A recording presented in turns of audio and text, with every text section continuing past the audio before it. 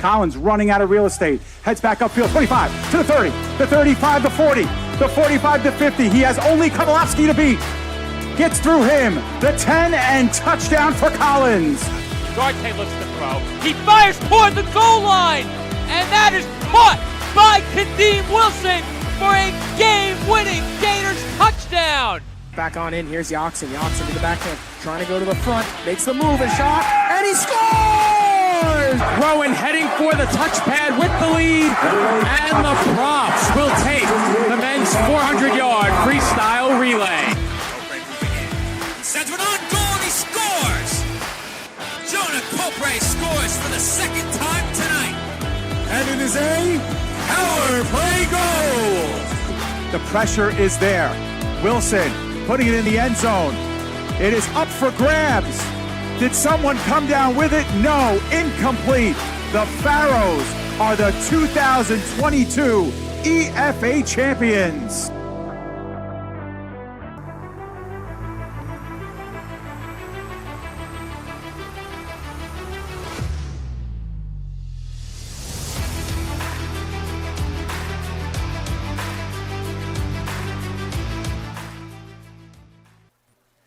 Live from South Shore Little League in Staten Island, New York, the PDF Sports Network is proud to welcome you into coverage of the 2023 New York State Little League Baseball Championship. Tonight, we continue our second day of coverage with Maine-Endwell Little League taking on Plainview Little League. Good evening, everybody. My name is Joe Foreman, and tonight I will be on the call solo as these games were pushed back about an hour and a half due to inclement weather. We took a look at the weather report ahead of the start of tonight's game, and there is a small possibility of more rain coming into the area. However, we are covered here at South Shore, so rain will not shut down the broadcast. We might have to relocate back just a bit as we are positioned right at the front of our perch, back beyond the left field wall, so we may have to move back a few feet. That could silence me temporarily later in the night, but right now we have a great vantage point here at South Shore ahead of this Day 2 pool play matchup. One of these teams picked up a win yesterday.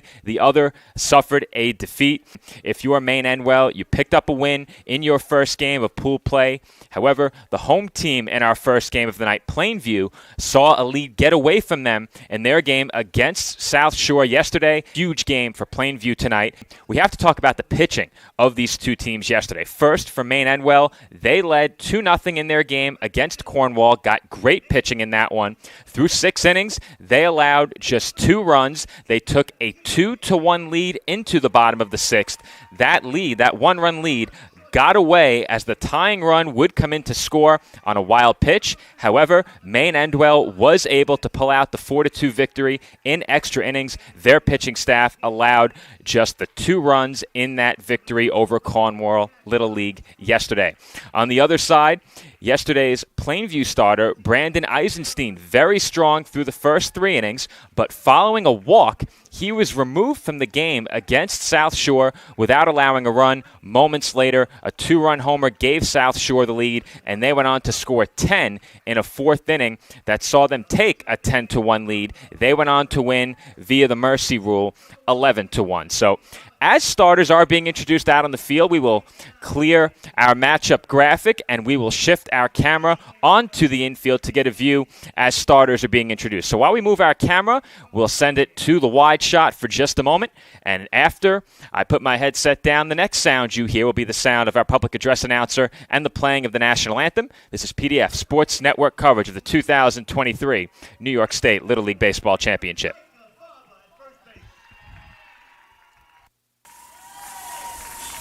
Number 16, second baseman Nate Davidson. Number 23, catching this evening, Marcus Zagrafis. Number 2, John Bonagias. And number 7, center fielder Murad Olazai. The manager for Plainview is Ian Bogatti, and his coaches Mike Davidson and Brad Eisenstein.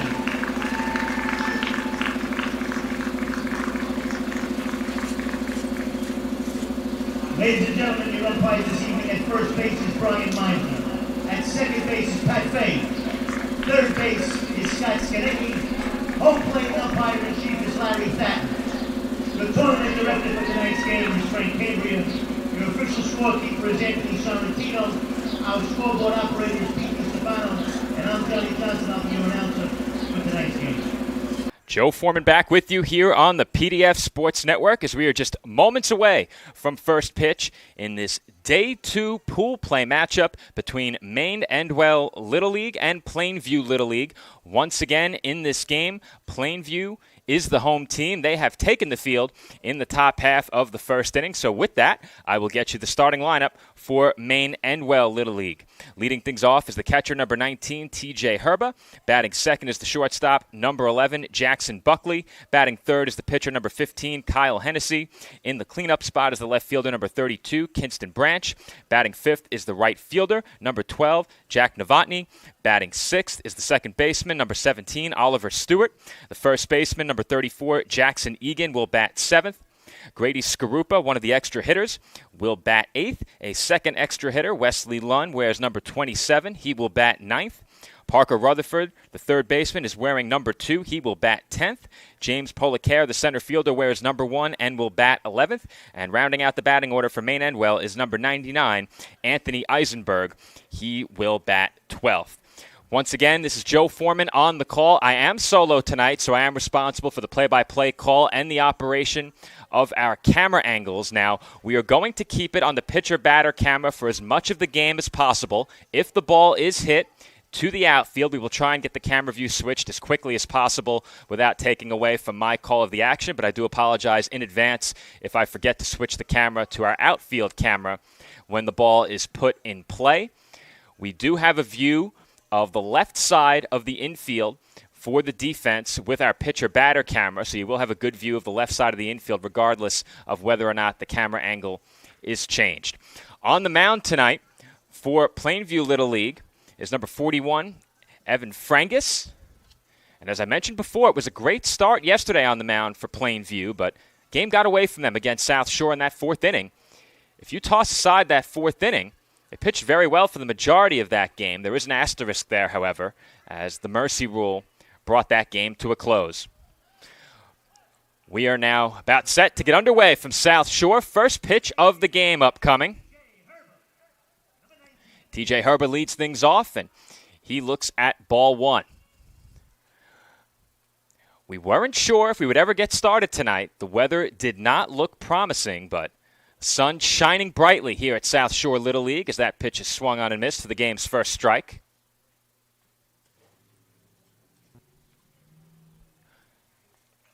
Count even at 1. That pitch is taken low for ball 2. Something we spoke about so many times yesterday, the importance of keeping pitch counts down and how valuable working a good at bat and potentially drawing a walk can be as the count runs to 3-1 here.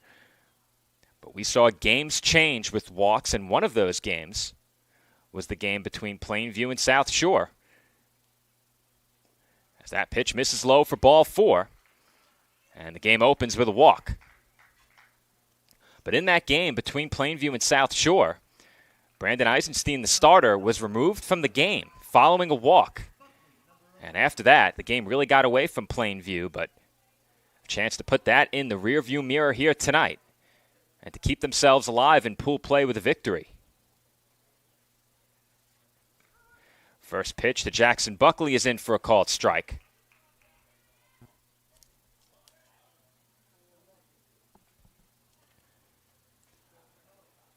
Comes the 0-1. That's called a strike. I was just a bit surprised by that call. Looked like the catcher had to reach inside. And we'll shift the pitcher batter camera to the right just a bit. Get a view of the home plate umpire. That ball is lined foul. So I'll continue to work on that camera while I do that. We'll switch to the wide shot for just a moment.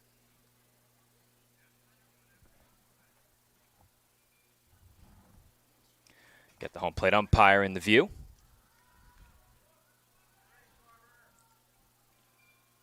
Count remains 0-2 on Buckley. That's chopped on the infield to second. And they will go to second, but the throw is off the glove of the shortstop, Sud. It gets away. The runners hold. And Maine-Endwell now has 2 runners on with nobody out.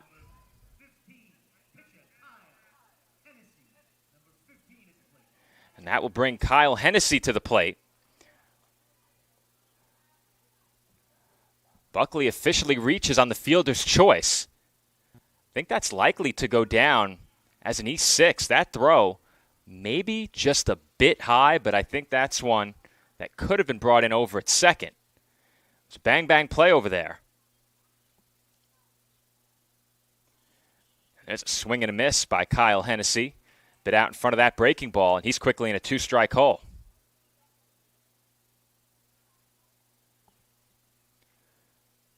Two on, nobody out for Maine-Endwell in the first. And Hennessy looks at a called strike 3. Big first out on the mound for Evan Frangus. And there's one away in the inning.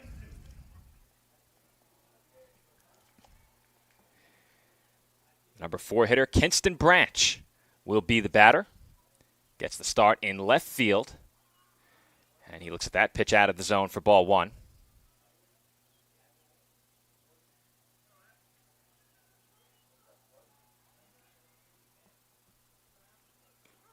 And that pitch is in for a called strike.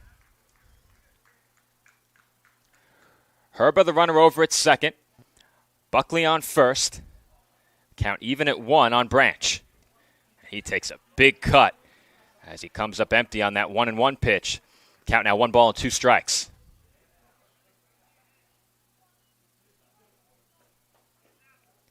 Frangus looking for another big strikeout. And that won't do it as that ball gets away, and both runners will advance a base. That evens the count at 2, but more importantly, 2 runners in scoring position, and now a runner on third with less than 2 outs.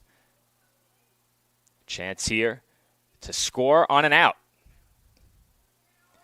And that pitch runs the count full.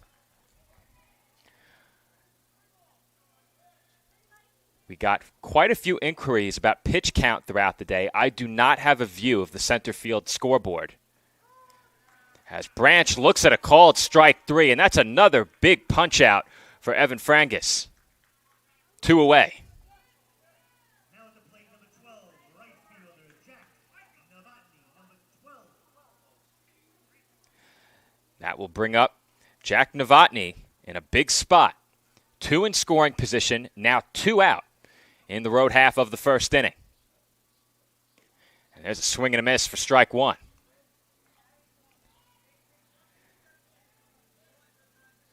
Frangus has had these last couple of hitters out in front as he looks to escape trouble in the first. There's a good hold by Novotny. It looked like Frangus had him lunging at that pitch as well. Good job to hold the swing, the count even at 1.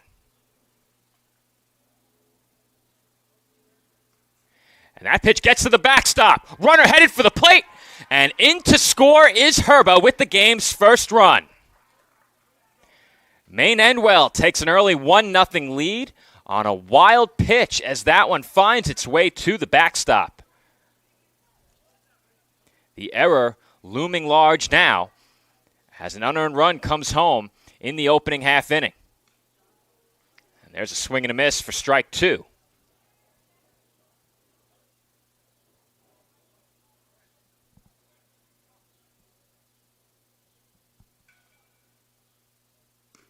And there's a swing and a miss for strike 3. So Frangus strikes out the side, but that was not good enough to put up a 0 in the top half of the first. Maine-Endwell takes an early 1-0 lead as we head to the home half of inning number 1.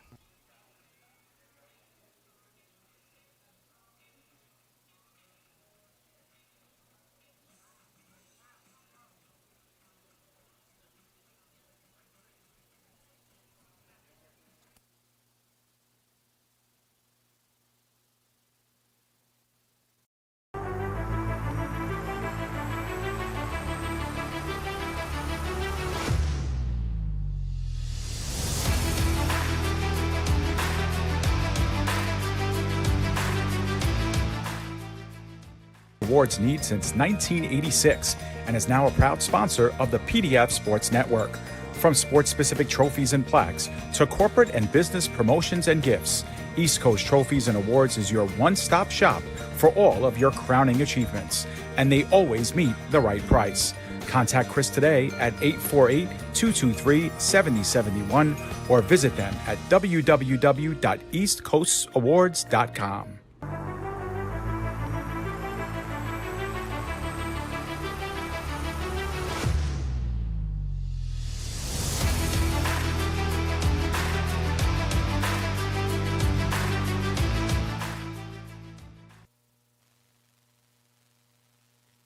And we are back for the home half of the first inning.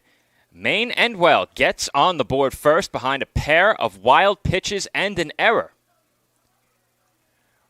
The error looming large, but the wild pitch is also a major factor in that opening half inning and a run home for the visitors. As I mentioned before, Kyle Hennessy will be the starting pitcher for Maine-Endwell Little League, and I have the lineup that he will face for Plainview. Leading off is the first baseman, number 31, Micah Farber. Batting second is the Plainview pitcher, number 41, Evan Frangus. Batting third is the left fielder, number 3, Luke Kakuza.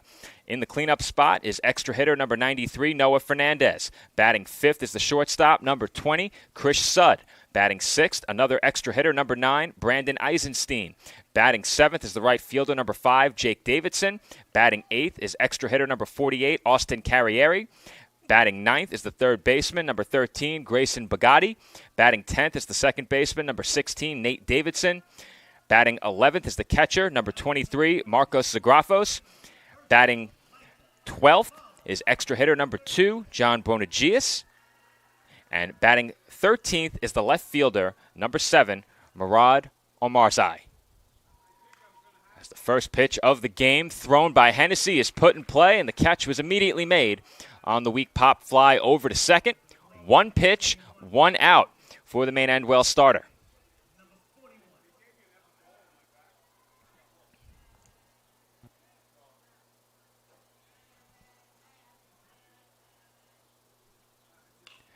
That pitch hit on the ground, and it was booted over short. And we have an error on the other side now, as that play was not made over at shortstop by Jackson Buckley. And just like that, Plainview has their first base runner. 2 pitches, 2 balls put in play. Now 2 errors on the scoreboard, 1 for each team. Frangus reaches on the E6, and now Luke Kakuza is the batter. That pitch is taken low. I believe the count is 2-0. I'm trying to keep a scorecard as well. That way I have the results of each at bat, but camera angles, commentary, scorecard, not a great combination, as that one is through the right side for a base hit. And now Plainview has 2 on in their half of the first inning.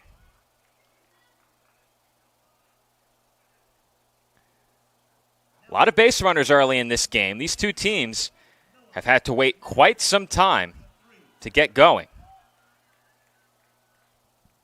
Cleanup hitter Noah Fernandez takes a big cut. He comes up empty for strike 1. May have even gotten a piece of that ball. Nonetheless, the count 0-1. Fernandez struck out twice in yesterday's game, and now he's behind 0-2.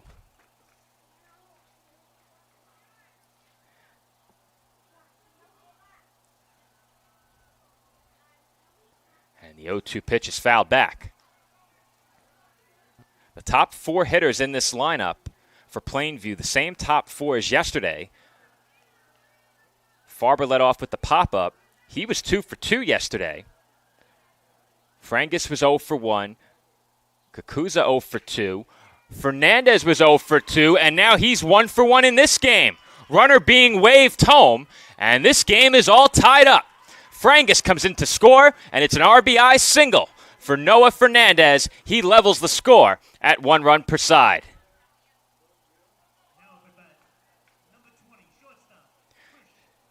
Two hits in the inning already for Plainview. They've been in attack mode early Fernandez swung at all 3 pitches he saw, make it 4 pitches in that at-bat. And he drives in a run as Chris Sudd looks at ball 1.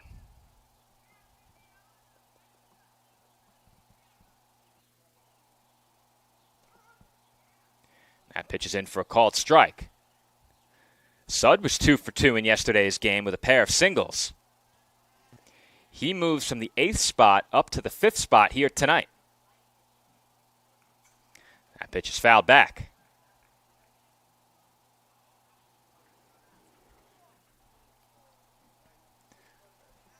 One ball and 2 strikes to count on the Plainview shortstop. Runners on the corners, 1 away. Hennessy looking for a big 3rd strike. And he nearly had it as Sudd just got a piece. We saw this situation present itself in the 1st inning, an opportunity with a runner on 3rd and less than 2 outs. As that pitch is fouled away again. Maine-Endwell did not score until there were 2 outs. That run came home on a wild pitch. If Plainview puts the ball in play here, a good chance they score. Third baseman is playing in as that pitch is looked at for ball 2. Parker Rutherford at the hot corner for Maine-Endwell. His heels are on the infield dirt, though. That's turf tonight as that pitch sails up and away for ball 3, and the count runs full here. 3 balls and 2 strikes on Sudd. Pitch from Hennessy on its way, and that is taken low for ball 4. That will load the bases, and perhaps for the moment, more importantly, TJ Herba was able to block that pitch behind the plate.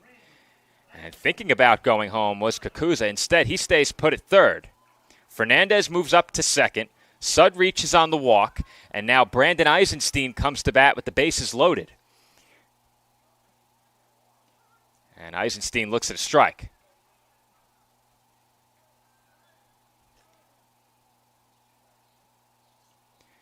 Eisenstein yesterday was 0 for 2, struck out and popped out to second base as he swings and misses to fall into a 2-strike hole. So Hennessy with another chance here to pick up a big strikeout. And he's got it. Good off-speed pitch. It got away just a bit. And they had Fernandez a few steps off second. He gets back. And that's a big strikeout as Eisenstein goes down swinging. 2 gone in the inning now, and it will be left to Jake Davidson. Davidson officially 0 for 1. I have him down for a bunt yesterday. I don't know if that was a bunt attempt for a hit or a sacrifice. If he bunted for a hit, he was 0 for 2. I don't recall any sacrifice bunts in that game, so I do believe Davidson officially was 0 for 2 in the game. He's ahead in the count here, 1-0. Bases loaded, 2 outs. And that's taken low once again. Rutherford continuing to play in over at 3rd. They are respecting the bunt in this spot. That's chopped foul for the first strike of the at-bat. Perhaps they recall yesterday that Davidson did lay one down.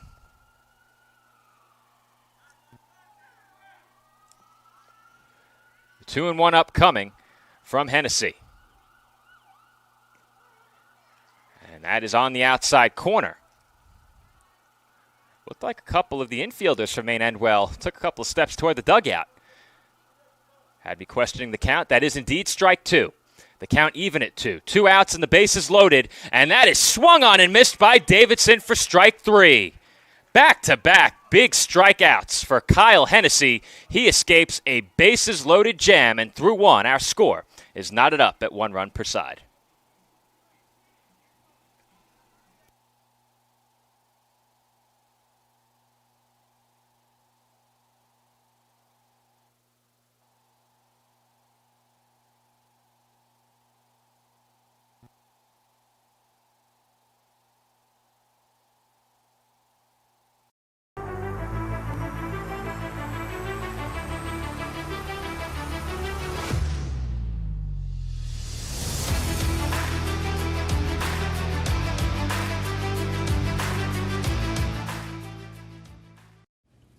Attention local businesses and professionals. Isn't it time to elevate your game? Now you can advertise your business or product on PDF Sports Network. Your ad will appear on all of our broadcasts, including this one. Don't have a commercial? We'll make one for you, absolutely free. What better way to showcase your product and brand while supporting the best local sports, teams, and leagues? Call now at 732-723-8189 or visit us at pdfsportsnet.com.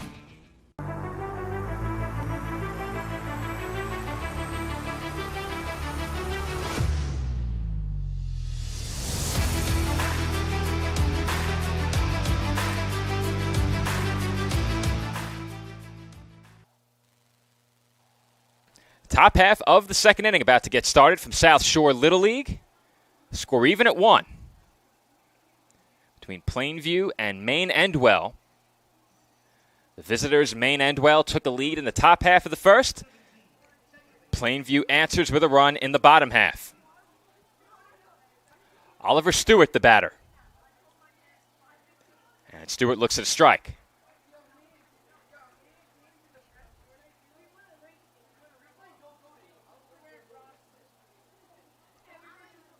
Comes the 0-1.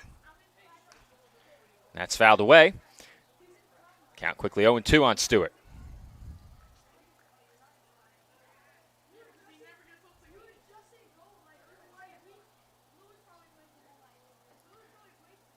Two-strike pitch upcoming from Evan Frangus. The left-hander delivers. That's taken up and in.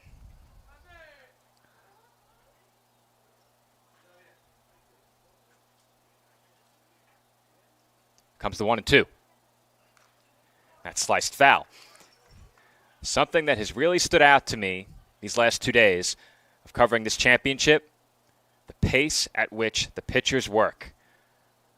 Prior to this week, I had only covered collegiate baseball, and the work rate there, not nearly as fast-paced as we've seen these last 2 days. Not even close.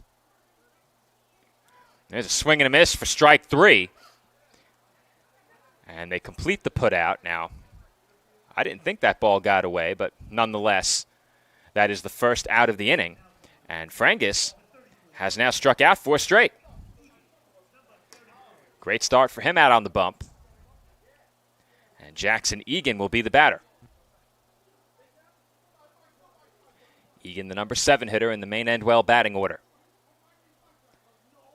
And he looks at a strike.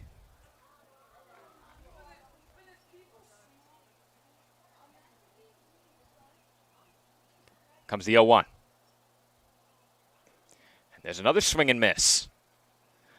So not only has Frankus piled up 4 strikeouts, but he is getting a lot of swing and misses, a lot of off-balance hacks. And there's another strikeout. 5 in a row for the Plainview starter. And he is now cruising as there are 2 away here in the second. 5 straight punch-outs. The last 3 of the swinging variety. Plainview starter impressive early in this game as that sails to the backstop high for ball 1.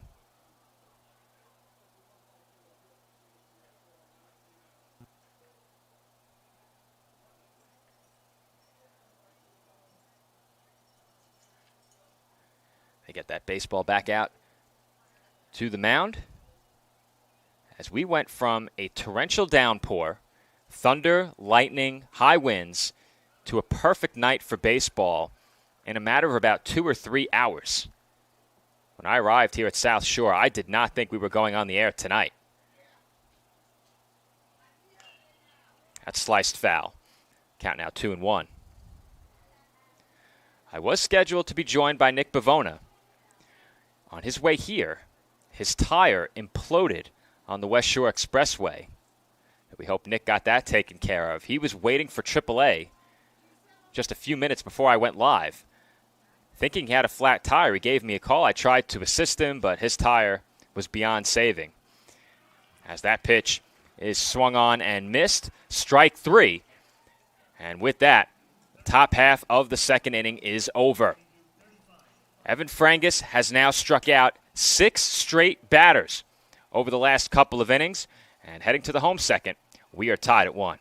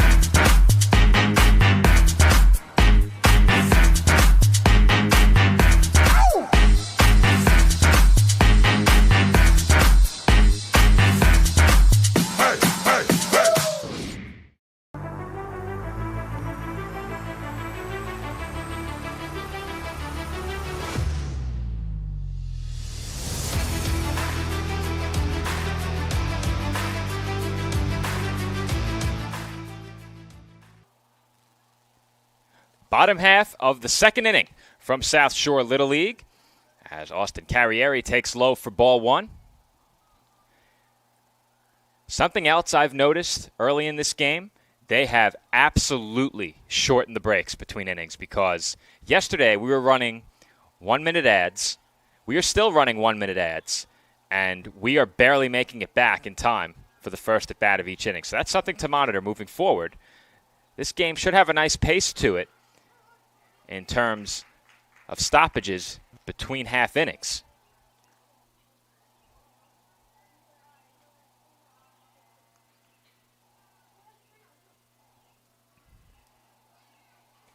Count 2 balls and 1 strike on the Plainview extra hitter. He lays down a bunt, and that one rolled foul. Now, as I mentioned before, we only have the 2 camera angles available to us, and we don't have anyone to move that second camera. That was Nick's responsibility last night. He did a great job keeping the count, operating our replay desk, and assisting me on color, and then to his right, operating a camera. As that pitch sails over the head of the batter, Carrieri, and the count is now full, 3-2. But if the ball is hit to the outfield or to the right side of the infield, we will go with the wide shot, as that one is hit into foul territory and way out of play. Good battle brewing here between Carrieri and Hennessy.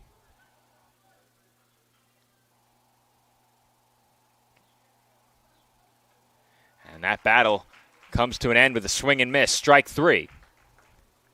We mentioned how strong Frangus has been on the mound. However, Hennessy has now struck out 3 in a row. I wasn't certain what time we were going to get underway, so our pregame got started a bit late. But one of the last things I touched on was the pitching of these 2 teams yesterday. That is a hit by pitch. Wasn't sure if that caught the knob of the bat or if that hit the batter. That certainly hit the batter, and Grayson Bugatti takes first base.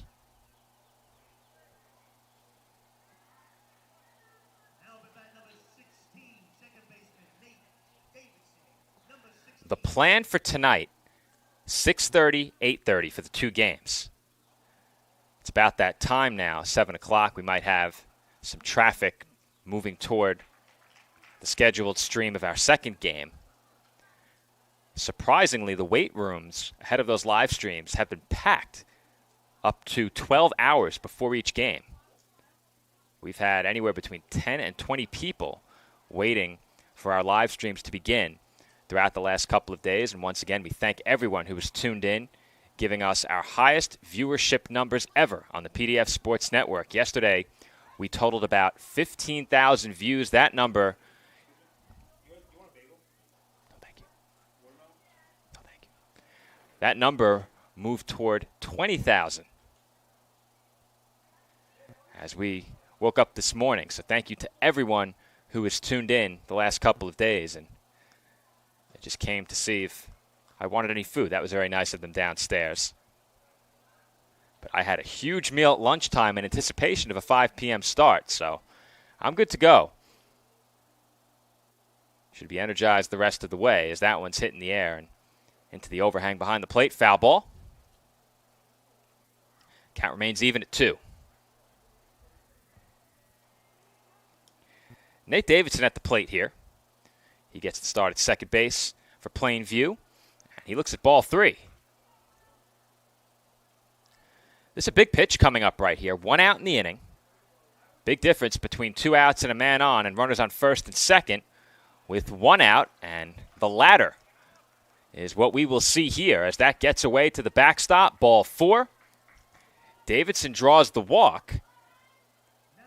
And the last 2 batters have each reached on some form of free pass, a hit batter and a walk. Marcos Zagrafos, the batter. And he takes way upstairs. That one sailed over his helmet. When Hennessy's been around the strike zone, he's been tough to hit. Gave up a couple of hits in that first inning. Looked to have settled down. He struck out 3 straight, but now his command eluding him here.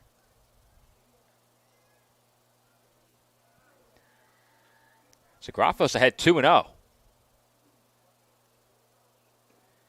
He's swinging as he offers that pitch and falls behind, or I should say remains ahead 2-1 at the first strike of the at-bat. 2-1 on its way. That's low. Ball 3.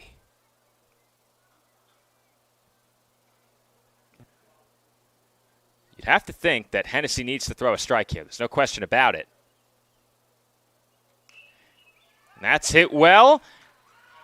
And they nearly doubled the runner off second base. Now, we'll try and get a look at that on replay very quickly. And we'll see what we can do. We're going to go to the wide shot here. That is available to us. And you can get a look again. Not a great view of it. We may have to cut away if we go back to live action. But there you see the play at second base. Very close.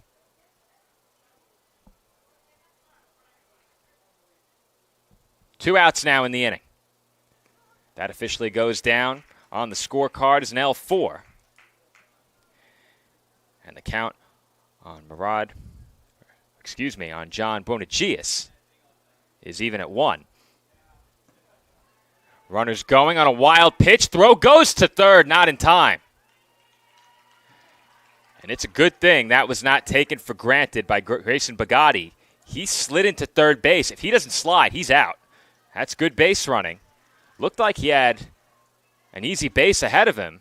That was not the case. And once again, Plainview has 2 in scoring position. 2 outs. Bonagius the batter. He's ahead 2-1. Bonagius shows bunt, pulls it back, and he looks at a strike.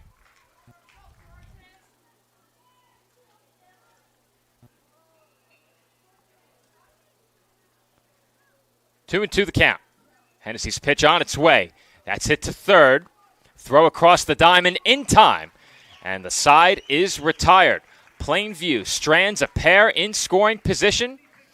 In their half of the second inning, we head to the third. Score even at 1.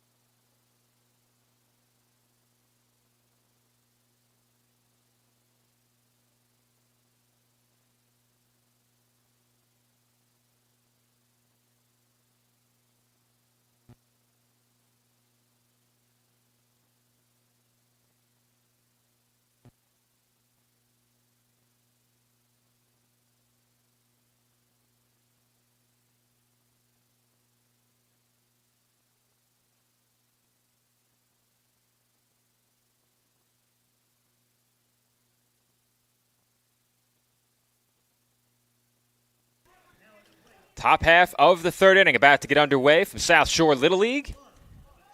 Score tied at 1 between Maine-Endwell and Plainview.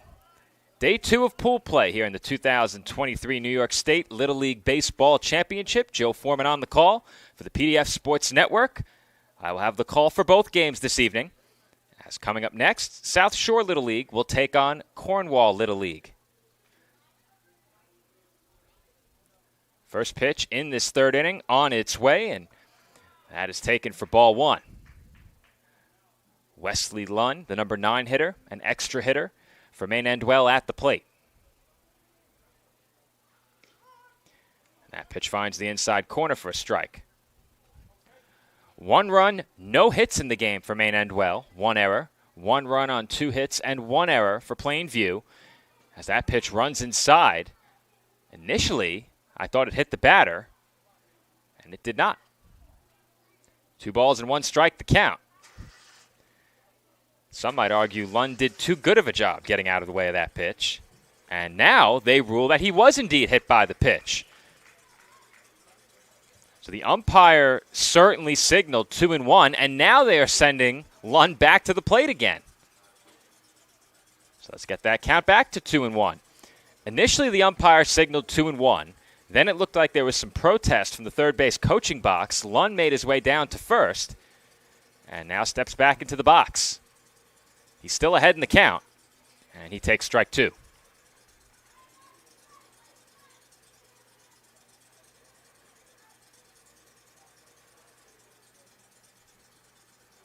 Comes the 2-2. And that's in for a called strike 3.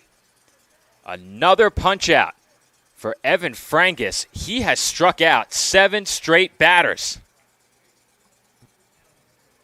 4 swinging, 3 looking.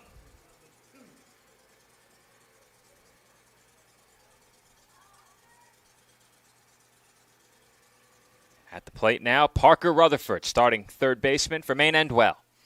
And he takes a strike.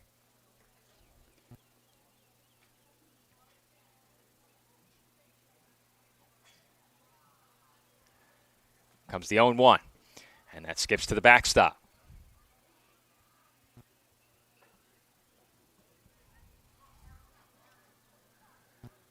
Once again, we've been asked over the last couple of days to monitor pitch count. We don't have that luxury tonight. The scoreboard is in center field. We are well beyond the left field fence, so we have no sight line to that scoreboard this evening. It was a long first inning for Frangus. It was not a long second inning. And that misses for ball 3. The Maine-Endwell dugout, loving that take. Here comes the 3-1. That catches the inside corner. Count full, 3 balls and 2 strikes. 1 out here in the top of the third. And a good at-bat by Rutherford as he draws the walk. Can't hammer the point home enough. At-bats like that are crucial in the Little League game, especially when a pitcher is dealing like Frangus right now. If you can run up that pitch count with a 7, 8, 9 pitch at bat, get on with a walk, or find any way to get on, that is such a boost for your team, and we've seen that swing momentum in more than one of the games we've covered here on PDF these last couple of days.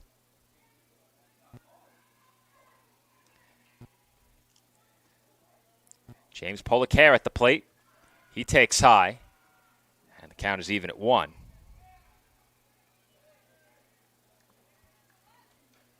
Policare showing bunt on the first pitch of the at-bat. And there's a swing and a miss at that 1-1 pitch. Policare now behind 1-2.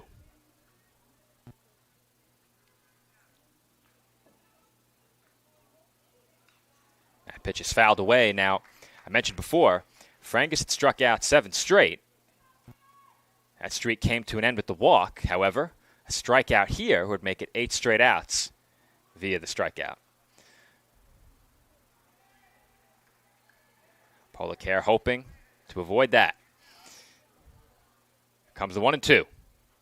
And there's a swing and a miss. He got him swinging. 8 straight outs via punch-out. And there are now 2 gone in the inning.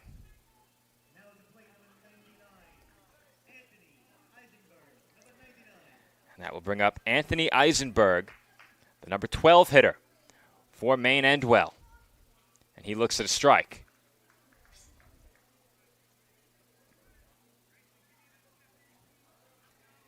After Eisenberg, TJ Herba would get his second chance at the top of the lineup for Maine-Endwell.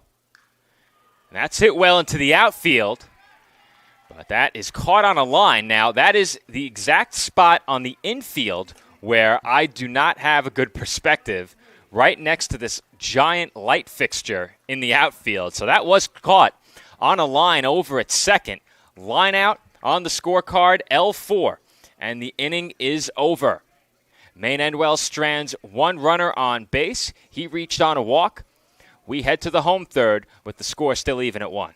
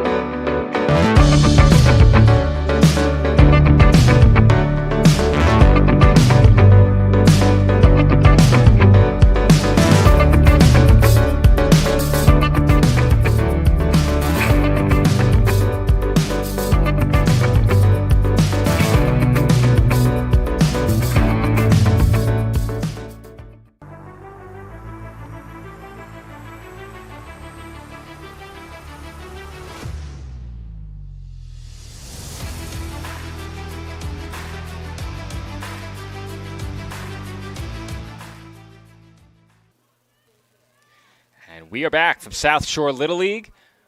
Bottom half of the third inning coming up. Gerardo Marzai will lead things off when the action resumes.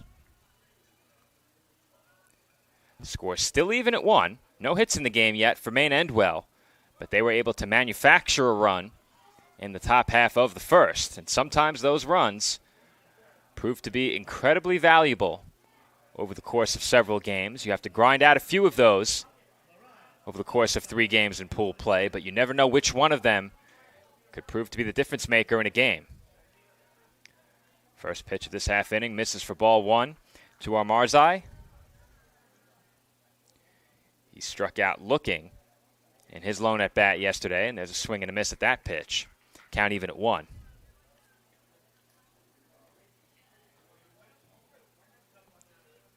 Comes the 1-1. That's chopped foul. Count now 1 ball and 2 strikes. Unfortunately, yesterday proved to be a very bad day to have not allowed a hit and have me on commentary.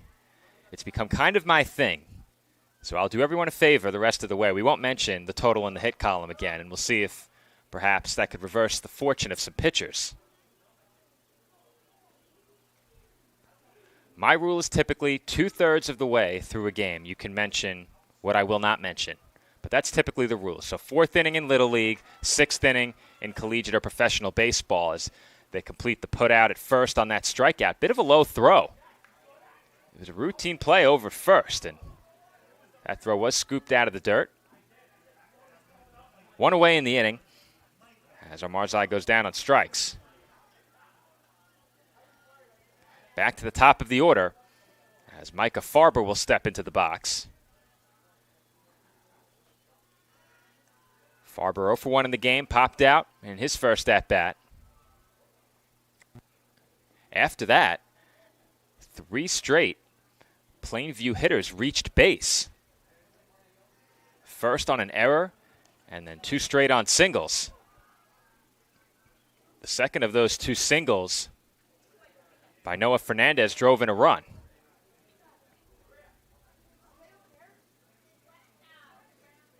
Farber arguing something here now. I had that as a ball.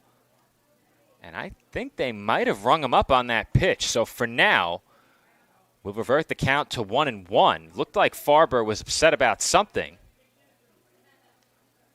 Perhaps they got him for a swing there. I thought that was ball 2. And that's hit well out to right field, but that is straight into the glove of Novotny. He did not have to move. And there are 2 away.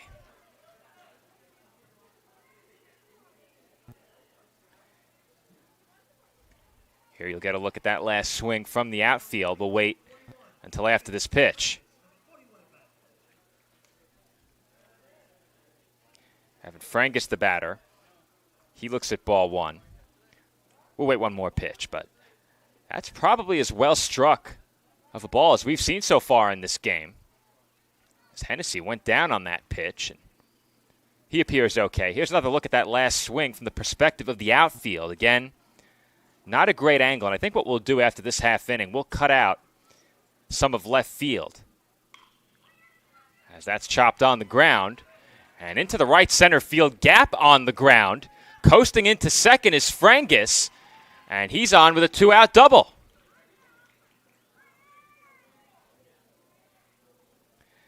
Base hit for the Plainview starting pitcher.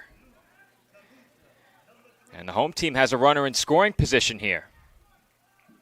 Another opportunity for them.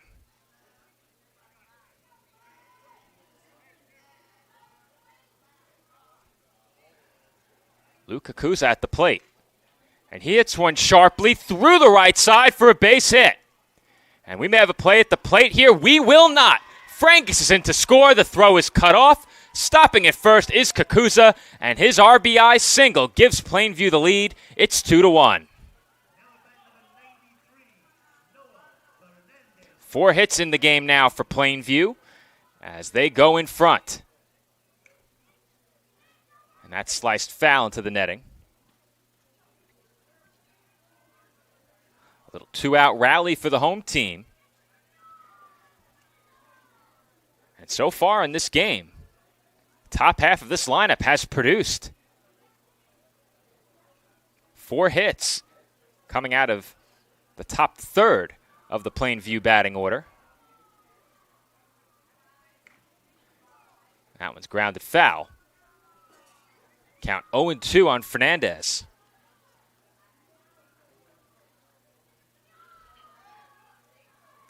Fernandez got his first hit in an 0-2 count. And a 2-strike hole once again right here. That's hit toward third. Backhanded there. Throw to second. Gets away into the outfield. And the runners will hold. Once again, Plainview now has a 2-out base runner. They have 2 on for the 3rd time in this game. 3rd time in as many innings. That's going to go down as an infield single. They did not have a play at second base. Kakuza moves up to second. Fernandez now has 2 hits, and that pitch misses for ball 1. That was a good effort over at third base to try and make that a play by Rutherford, but unfortunately for him, he didn't have a play at second as that gets away to the backstop. No throw to third. Both runners advance, and again, Plainview has 2 in scoring position.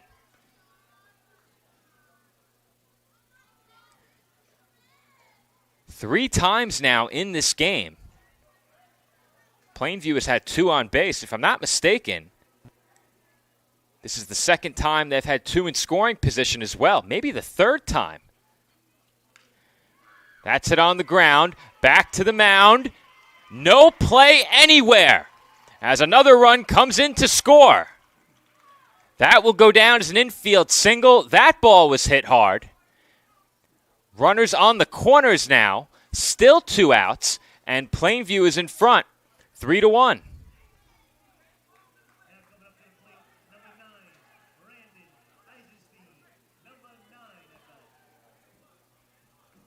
That will bring up Brandon Eisenstein.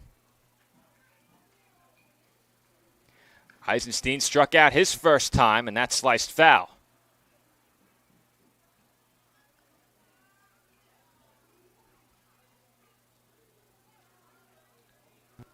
That was a tough chance on the mound for Hennessy. Not much he could do. That ball was hit hard and hit right at him. You also have to keep in mind, for those accustomed to watching more professional games, mound a lot closer here in Little League. You don't have as much time to react. And granted, the ball may not be hit as hard, but still a tough play nonetheless. 0-2 count on Eisenstein. And he takes low, and the runner takes off from first. Heads up base running to swipe a free base by Chris Sudd, who had that infield single. Plainview now has two in scoring position again. And Eisenstein looks at that pitch low for ball 2.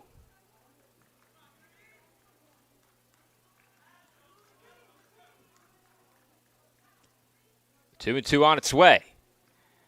And that forces Eisenstein onto his backside. That pitch ran up and in, and the count is now full. Hennessy has had some command issues at times in this game, and I don't think you want to walk Eisenstein here, as that is fouled right off the mask of the home plate umpire. That foul ball knocked the mask right off his face, and they'll give him some time as the ball is walked back out to the mound. Eisenstein will have a word with his third base coach. Good sportsmanship all around. Another tenet of Little League baseball. We had the Little League pledge recited during our Parade of Champions that opened our week-long coverage yesterday. This day 2 of 6 here on the PDF Sports Network. As that pitch runs outside. Now, I had that as ball 4, and so did the umpires. Okay. Bases loaded. Eisenstein draws the walk.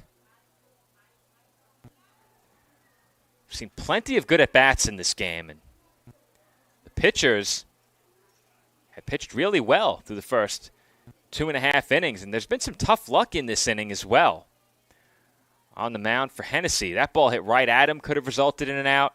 A ground ball that didn't leave the infield went for a single, but give credit to Plainview. They had 2 outs, and Frangus scorched one through the hole and into the outfield.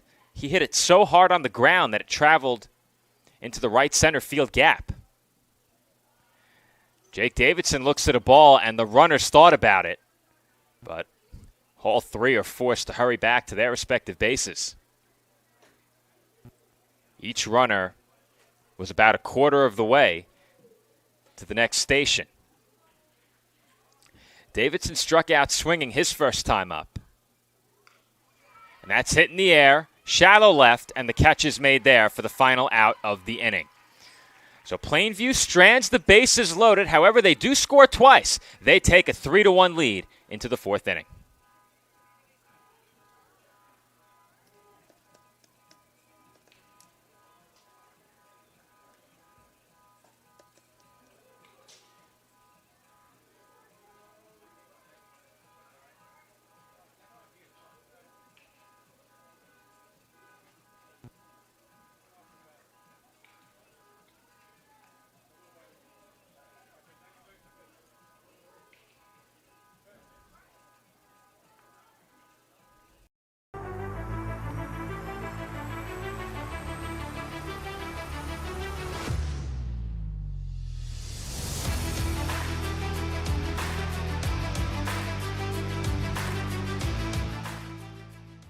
Awards need since 1986 and is now a proud sponsor of the PDF Sports Network.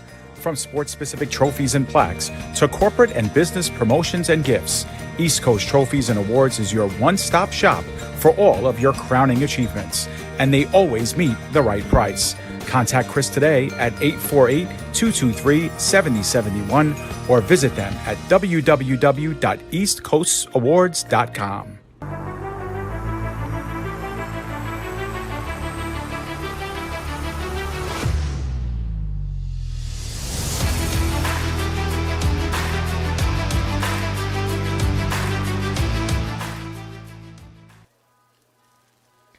We're back for the 4th inning here from South Shore Little League. For those inquiring in the live chat, this game is being played on the turf field at South Shore. The conditions much more favorable on turf following the heavy rainfall earlier in the evening. So because the field had taken a lot of water over my left shoulder, they decided to instead play on the turf field. And both games this evening will take place on turf. So keep that in mind. Our second game was scheduled originally for 8 o'clock. Instead, that game is going to be played at approximately 8:30. Of course, that's also dependent on when this game ends. Count 1 ball and 1 strike to open up this fourth inning. TJ Herba at the plate, leadoff hitter for Maine-Endwell. There's a swing and a miss for strike 2.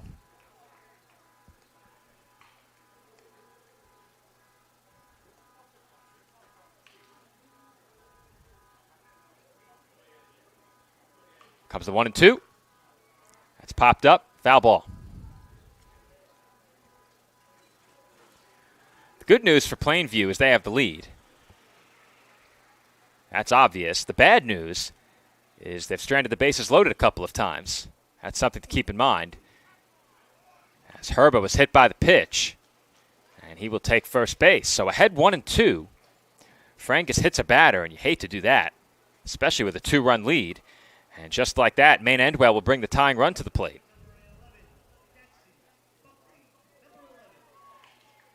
Buckley and the man over at first, Herba, 2 of only 3 Maine-Endwell batters to reach base. And that's hit. Left side. Throw to first. Not in time, and we will get a second look at that one on replay. So we'll go to the wide shot. Again, not the best angle, a very wide shot, but we'll get a look and see if there's anything we can pick up on that wide shot. We can also slow that down as well. We'll try and do it quickly for you so that we don't miss any of the action. Don't believe we will.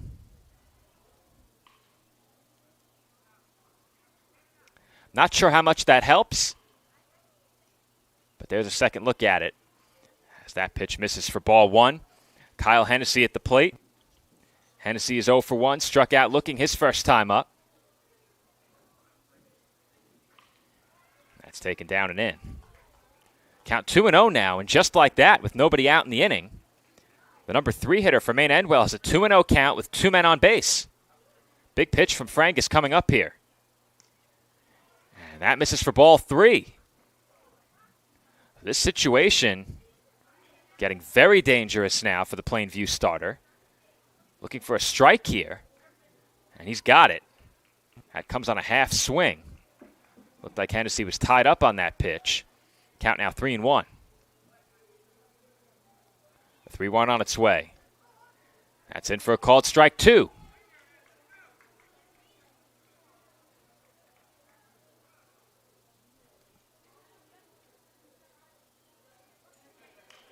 That ball's hit sharply, but foul.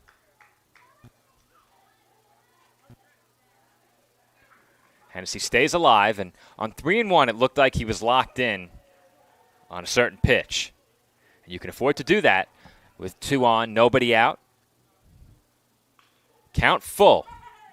Frangus delivers the payoff pitch. That's fouled back again.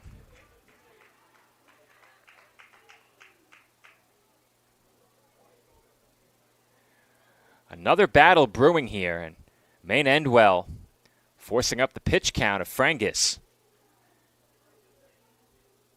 He had to work pretty hard in the first inning. Cruised through the second. Here, he walks Hennessy. That's his 3rd walk of the game, and a leadoff walk is in part what got him into trouble in the first inning. Easy to forget. Seems like ages ago now. This has been a very back-and-forth, entertaining game early on. 4 runs on the board. And in the games that I've covered so far, outside of 1 inning, pitching has really ruled much of these first 2 days of pool play. 1 10-run inning. You throw that aside, and I've seen performances where pitchers held the opposition to 1 run, 2 runs, 1 run again. And right now, Maine-Endwell is being held to 1 run, but they are threatening in a big way. Bases loaded, nobody out, and their number 4 hitter is coming to the plate.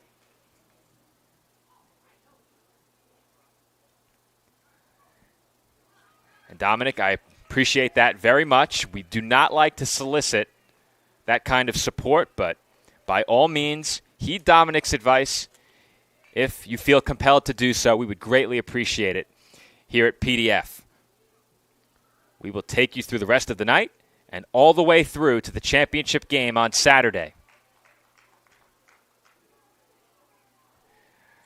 Kinston Branch at the plate, ahead 1-0, batting with the bases loaded. And that's taken for ball 2.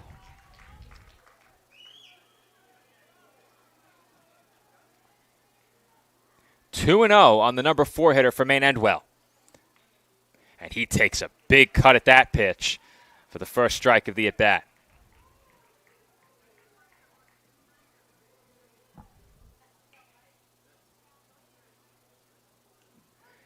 And that's taken on the inside corner for a strike, and a lot of the spectators didn't like that one. That was one advantage of the center field camera last night. We were very far away from the action, but we had a great view of the strike zone. And that one gets to the backstop, and it rebounded off of one of the metal support columns in the fence, and that might have saved a run. That took a hard bounce. Count full. 3-2. Bases loaded. Nobody out. That's it on the ground, but foul. Branch stays alive. A base hit here could tie the game. Herba at third, Buckley at second, Hennessy at first, Branch at the plate. And yet another quality at bat here by Maine-Endwell in this inning. They have made Frangus work hard. Here comes the lefties, 3-2. And again, that is fouled back. That strikeout pitch was there early in the game. The strikeouts have become increasingly difficult to come by here in this fourth inning. A strikeout would be huge in this spot. Another 3-2, and there's a swing and a miss by Branch for strike 3. Evan Frangus with a huge strikeout for a big out number 1. Huge strikeout for the Plainview starter. He remains in the game to face Jack Novotny. And Novotny swings and misses for strike 1. Novotny, a strikeout victim, his first time up. 9 strikeouts in the game for Frangus. Here comes the 0-1. And that looked to be swung on and missed. I did not hear that ball contact the bat. And very quickly, Novotny's in a 2-strike hole.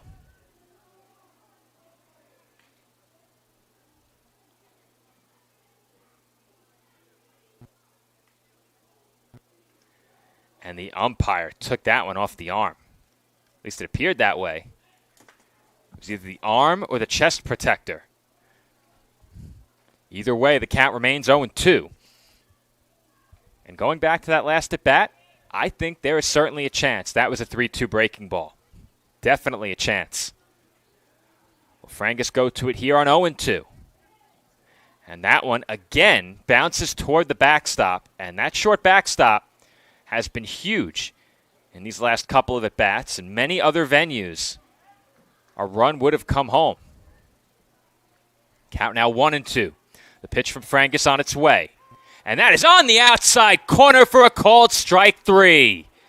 Back-to-back huge strikeouts for Evan Frangus. And he is 1 out away from escaping a bases-loaded jam. Just as I said, the strikeouts were becoming difficult to come by. How quickly that has changed. There's another swing and miss, this time by Oliver Stewart. Stewart struck out his first time up. Earlier in the game, Frangus struck out 7 in a row. Those hitters, 3 through 9 in the order. That's chopped foul. And now Stewart is in a 2-strike hole.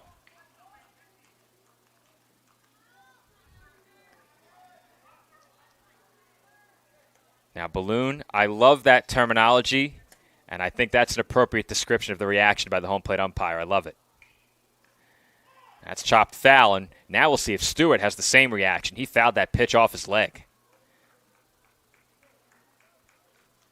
He remains behind 0-2.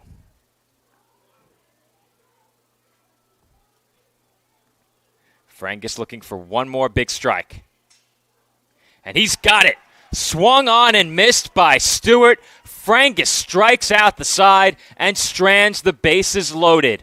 Maine-Endwell loaded the bases with nobody out. They failed to score. Plainview maintains a 3-1 lead.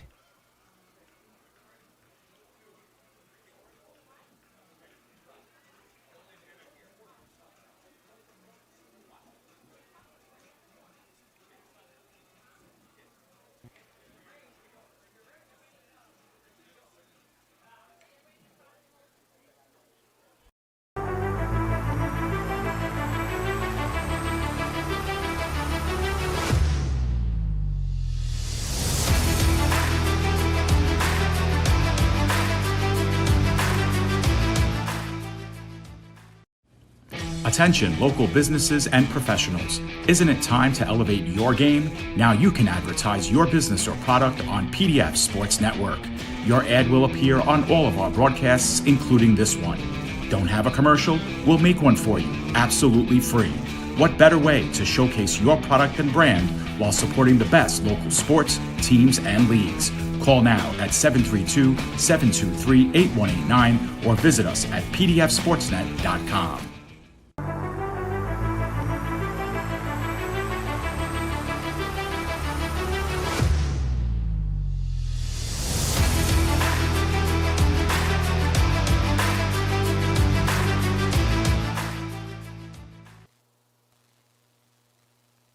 And we're back from South Shore. Bottom half of the fourth inning.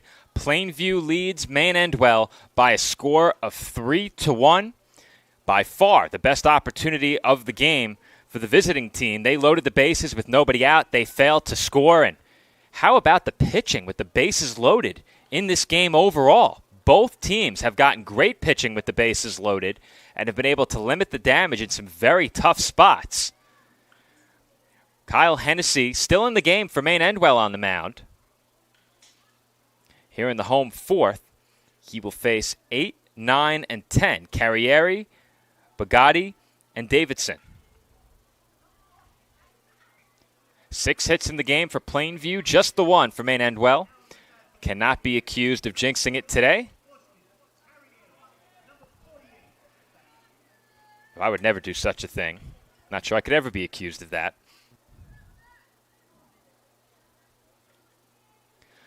Austin Carrieri leads things off against Tennessee.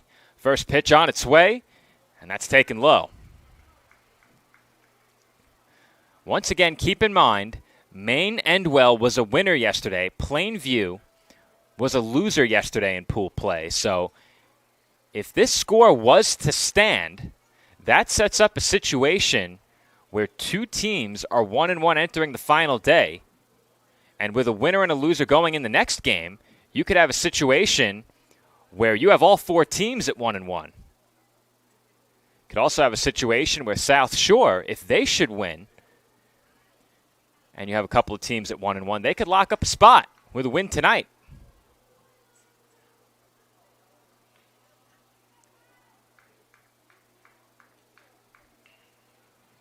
I think that's correct anyway. I'd have to double check. By virtue of their victory over Plainview, I do believe that's the case. So with the tiebreaker going to South Shore, they would find themselves in a position where they could clinch with a win tonight. I believe the count is 3-2. I may have missed one strike. I think, as a commentator, I should never have bias, but that pitch caught Carrieri on the wrist, and that looked painful. He will take first base. Plainview will get the leadoff batter on. Now, did the home plate umpire rule that hit the bat? That's the question. It looks like they might be calling Carrieri back to the plate. I thought that absolutely got him on the wrist. And I don't believe they're awarding him first base. So we will erase that base runner and set the count full at 3 balls and 2 strikes unless something changes here.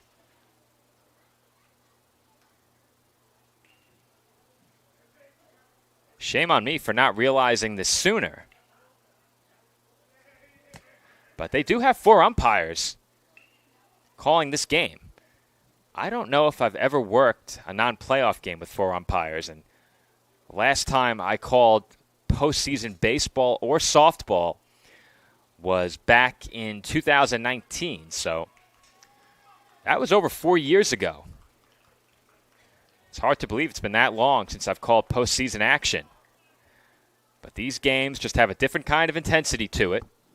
And we thank all of you who have joined us for the ride. Still plenty more to come.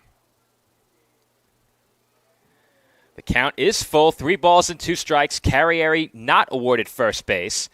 And he fights that one off foul.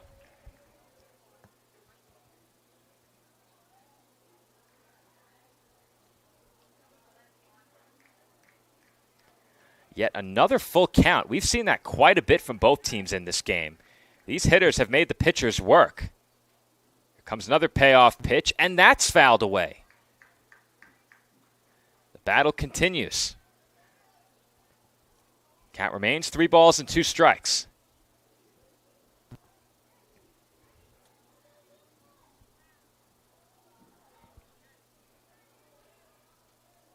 And that sails over the head of Carrieri. So he ends up on first base anyway. A walk to lead off the inning. Never what you're looking for as a pitcher. And we've seen how problematic those can be. Those tumultuous innings we've seen tonight have started with walks, hit batters. We've seen that throughout the last couple of days. And it looks like we're going to get a pitching change here. That appears to be all for Kyle Hennessy. And it looks like they've motioned out to Jack Novotny in right field. And he will indeed come in to pitch. So I apologize if I don't get you all the defensive changes immediately. We'll do our best to eyeball it. It looks like Hennessy's going to third. I will update that on my scorecard. Hopefully I get it all right. But Novotny is in to pitch. Hennessy's over to third. And I might have to pull out the binoculars to see who the new right fielder is. But after that, I think we should be good.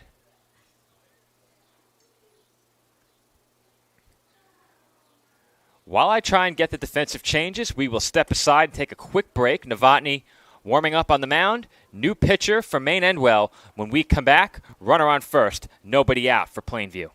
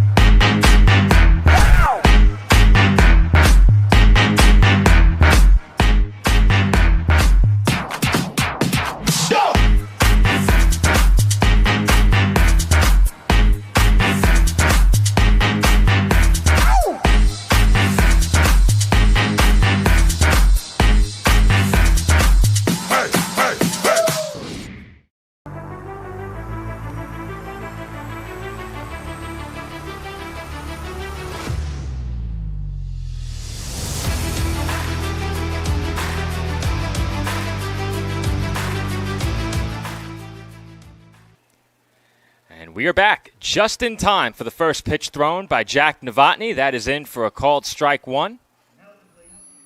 Grayson Bugatti at the plate. Bit of a speaker malfunction behind the plate there. Bugatti, the new pitcher. Hennessy at third base. And the new right fielder is Anthony Eisenberg. He was one of the extra hitters for Maine-Endwell. He moves to right field, which would mean that Parker Rutherford likely headed off to the dugout. Count 2 balls and 1 strike on the Plainview third baseman. He bats with a runner on, nobody out. That misses down and in for ball 3. Thank you to Liz in the live chat who updated us on the pitch count for Evan Frangus. He's at 84, so he has one more batter before he must come out of the game. That's hit in the air, hit well out to left, and that is caught in the left center field gap on the move. Wesley Lund makes the catch, and there's one away in the inning. Good contact there by Bugatti. That goes down as an F7.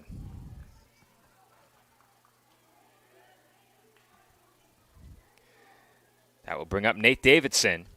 He drew a walk his first time, shows bunt, and takes ball one.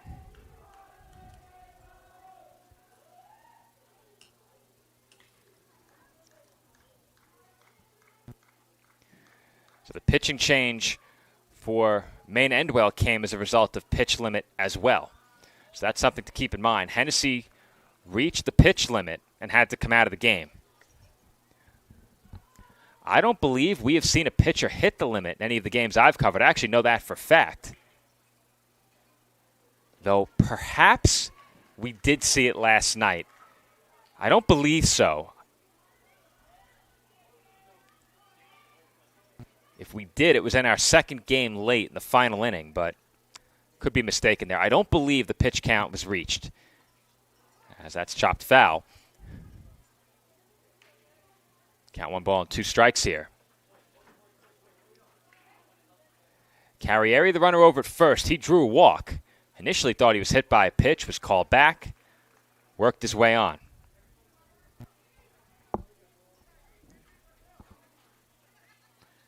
Pitch on its way from Novotny, and that misses low. Count even at 2 now. This place really beginning to fill up with spectators. When this game got started, I was one of very few people here. That has changed quickly with the bad weather subsiding. And that pitch misses away for ball 3, so another full count. And with the amount of full counts we've seen, it's unsurprising that these pitchers have thrown as many pitches as they have in less than 4 innings. That one's fouled away, and we have another battle on our hands here. Davidson making Novotny work.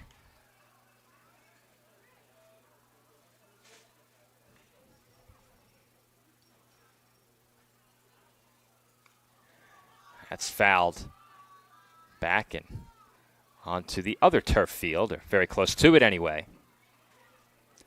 Cornwall getting ready on the second turf field, which would likely mean South Shore is getting ready behind me. Can't see them from here, as that's fouled away again. And we have seen this so many times tonight. Great at-bats from these hitters. These pitchers have had to work, but to their credit, they have kept the scoring down in this game. Just 4 runs so far. And certainly there could be very many more. There's ball 4. Another walk. Second drawn in the inning by Plainview. 1 out. And Marcos Zagrafos will be the batter. For Davidson, that's the second walk he's drawn.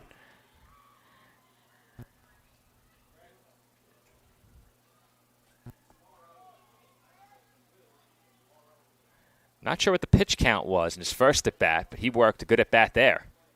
That had to be at least a 10 or 11 pitch at-bat. Zagrafos holds up on that swing and takes ball 1.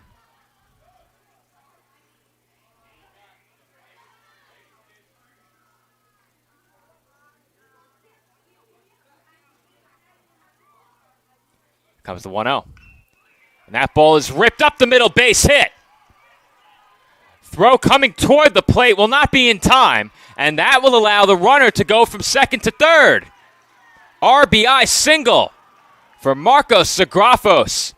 That plates a run. He advances on the throw, and Plainview now leads at 4-1. We'll try and get another look at that play very quickly following this next pitch. And time has been called. So with that, we'll get a look at that last swing. Had a hard hit ball right back up the middle. Played the plate a bit closer than I expected, but the runner was in there. That ball hit to third, and the out is recorded at first. So all you missed was a ground out to third. 2 away in the inning now. 5-3 on the putout. Runner holds at third. And Murad Ormarzai will come to the plate, and he has a chance to plate a pair with a base hit in this spot. Plainview would love that.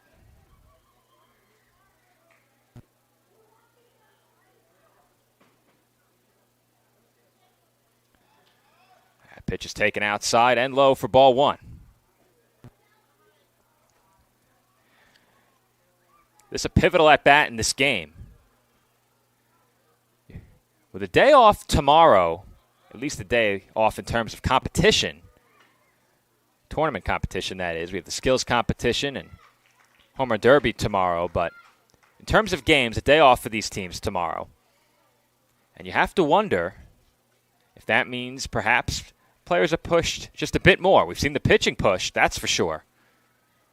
And I think the off day certainly factors into that. As that pitch is swung on and missed. That's strike two. Every once in a while, it looks like some of the players are headed to the dugout after strike two, but potentially just to back up a potential throw to third. As that swung on and missed for strike three. So Novotny picks up the strikeout. He allows one run to score in the inning. And once again, Plainview strands a couple on base. They strand runners at second and third. However, they do extend their lead to 3. Our score, 4-1 in favor of the home team, moving forward to the 5th inning.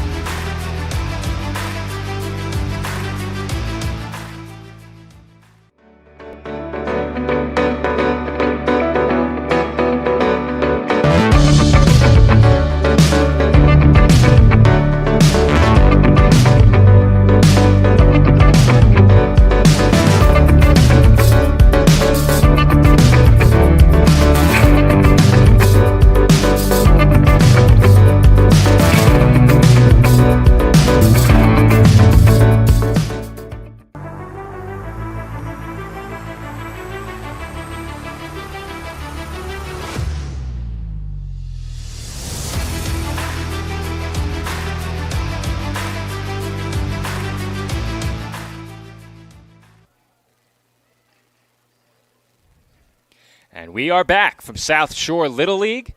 Top half of the 5th inning. About to get started. Plainview extended their lead to 4-1. And once again, stranded a couple on base in that last inning. Every inning has been productive for the home team. That's the positive, but if Maine-Endwell is able to make a push in this game, the home team might lament some missed opportunities. Same goes for the other side. Maine-Endwell unquestionably had the best opportunity in this game with the bases loaded and nobody out. They didn't score either. The pitching under duress in this game has been exceptional by both teams. Jack Novotny came out of the bullpen and was able to hold Plainview to just a run. But there were a couple of hard-hit balls in that inning. One to the outfield, fly out to left, and another single up the middle.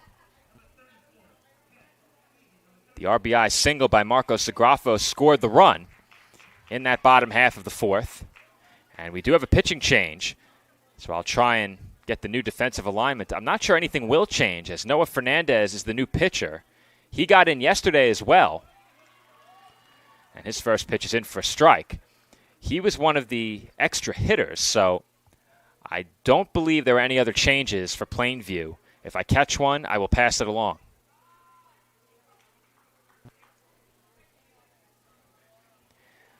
At the plate, Jackson Egan. He's 0 for 1 with a strikeout. The count even here at 1 ball and 1 strike. And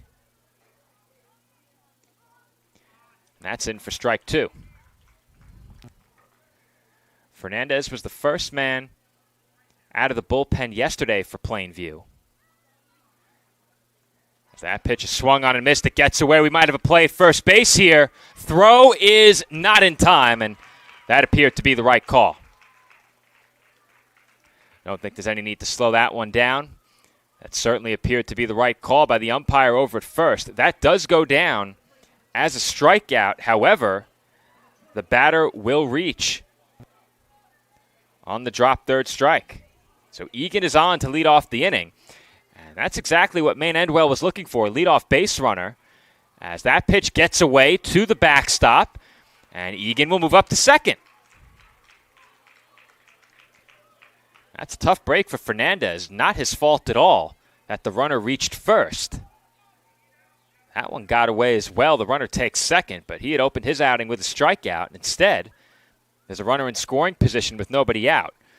So that pitch was fouled away. Grady Skarupa, the batter.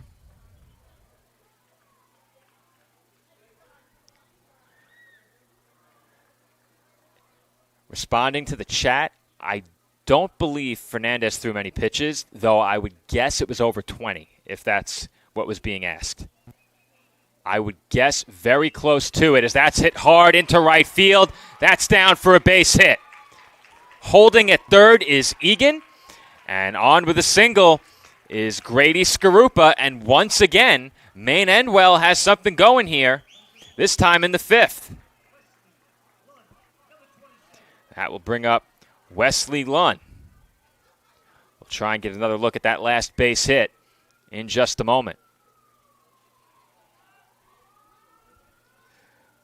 Lunn 0 for 1, struck out his first time up. And there's a big swing and a miss for strike one.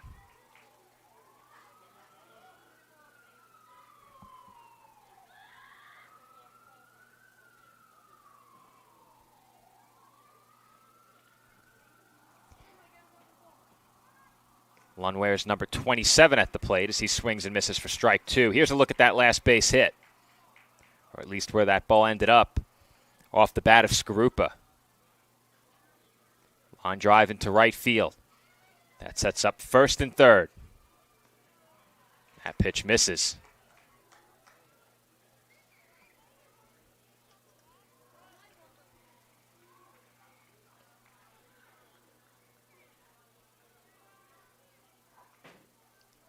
One ball and two strikes the count. It's chopped on the ground over the glove of Fernandez. Stepping on second for one and throwing to first for two is Chris Sudd. 6-6-3 on the double play. A run comes in to score. However, no RBI on the play, and there are now two outs in the inning. What a turn of events right there.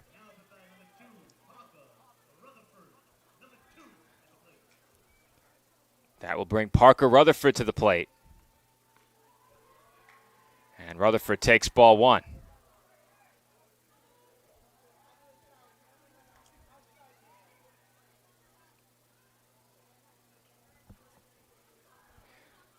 Rutherford walked his last time up, and he looks at ball two. And with that, we'll get a look at that last double play. Great job there at shortstop by Sudd. And we've seen great plays from left side infielders on several occasions these last couple of days. He did much of that himself. And he records a pair of huge outs. Good pitching by Fernandez as well to induce that ground ball as that gets to the backstop. Count 3-0.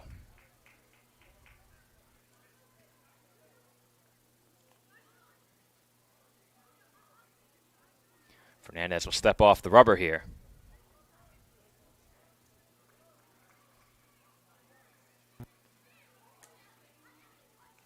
And the 3-0's in for a strike. Looks like the scoreboard in center might have 3 and 2. I have a really tough angle. Perhaps I missed a pitch during the replay. So this might be a full count offering here.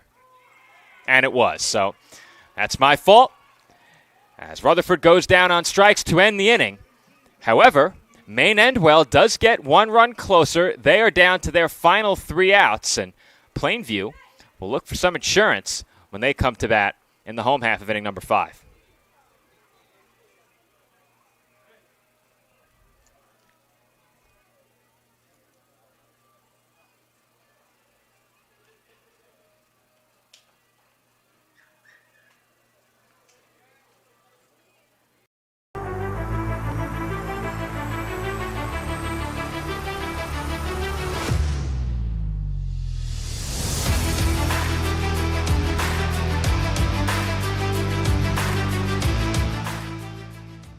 awards need since 1986 and is now a proud sponsor of the PDF Sports Network.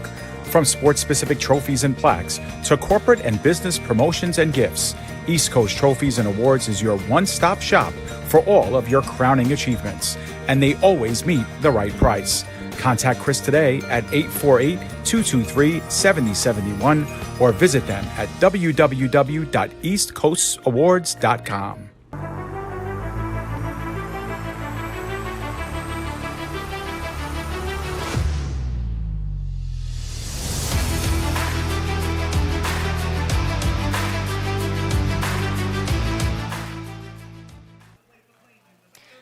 And we are back for the home half of inning number 5. 4-2 our score from South Shore Little League on this day 2 of the 2023 New York State Little League Baseball Championship.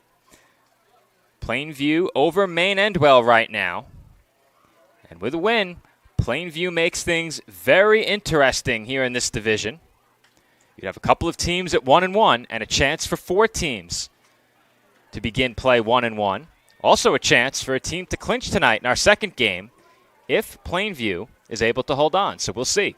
Should be very interesting over the next half hour or so as this game potentially comes to its conclusion. Now, given that it's almost 10 after 8 right now, it is apparent that our next game will not be getting underway at 8:30 as originally planned.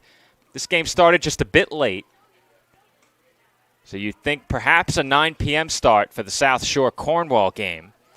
And we expect a big crowd on hand both here at the Little League and online watching for that one as that ball's hit well deep to left field, back toward the wall and off the base of the fence. Headed for second is Farber, and he is in with a leadoff stand-up double. We will get another look at that last swing by Farber. He made a home run bid on that swing and drove one to the base of the left field fence. We'll wait just a few moments to get a look at that swing, and here's another look right here as the first pitch to Evan Frangus misses for ball 1. Big opportunity here for Plainview to get that run back as that's hit toward me in deep left field, back toward the fence. It one hops the wall. Farber had to wait to see if it was caught. He's headed home, no throw to the plate, and it's an RBI double for Evan Frangus. And just like that, Plainview is back in front by 3. 9 hits in the game now for the home team as they continue to swing the bats well here in the late innings. And once again, we will get another look at that last swing. We caught the tail end of it. So we'll go back to the main camera after this ball falls in the right center field gap. Another runner headed home, and Frangus is in to score. 3 straight base hits. This one an RBI single by Luke Kakuza. And Plainview now leads it 6-2. Well, they're not making this engineering easy on me right now. You queue up one replay, and you get another replay-worthy base hit. As the line keeps moving for Plainview in this spot, Noah Fernandez the batter now. Fernandez ahead 1-0, and he takes ball 2.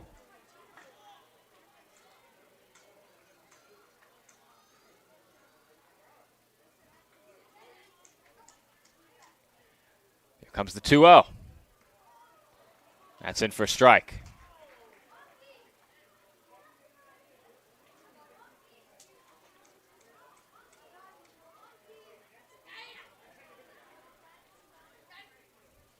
That misses for ball 3. Here's another look at the base hit by Kakuza. That one driven out to right field. And very quickly back to live action. These pitchers working quickly. And that's hit hard through the left side for a base hit. And it rolls toward the fence as that got away from Branch in left field. That will afford both base runners an extra base. And now with 11 hits in the game, Plainview has runners on second and third with nobody out. 4 straight hits here in this 5th inning. Second error of the game for Maine-Endwell. And it looks like that's going to be all for Jack Novotny. Novotny came on in relief and limited the damage to 1 when he came out of the bullpen in the previous inning. But he's been tagged for a couple here in this inning. And the line just keeps on moving for Plainview. So with the pitching change, we will step aside and take a quick break. Plainview over Maine-Endwell, 6-2 as we play on in the bottom half of the 5th.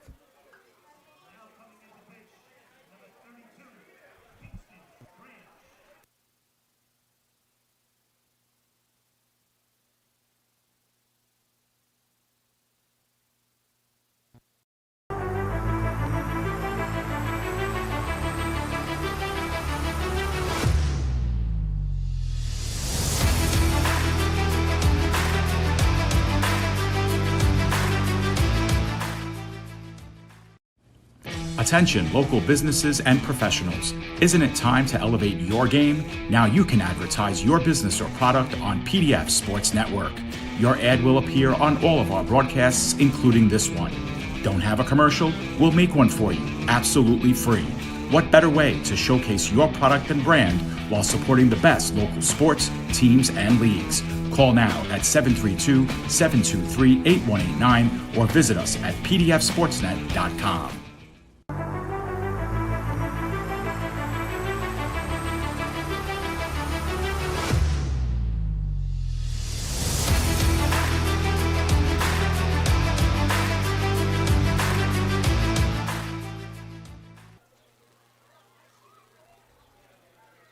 And we are back from South Shore Little League where we have a pitching change.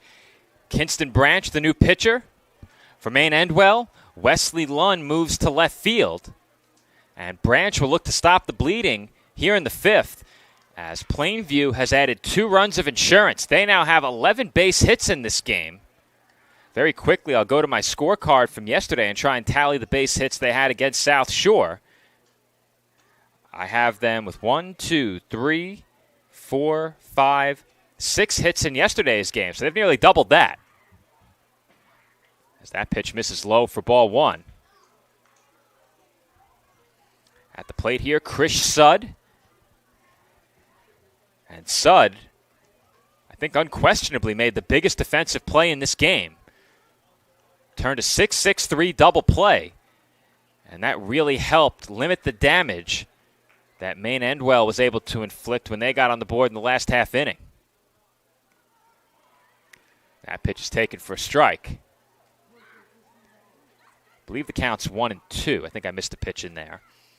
1 ball and 2 strikes to the count, if I'm not mistaken. And Sudd taps one on the ground toward the middle of the diamond. Throw goes to first in time, and a run does come in to score.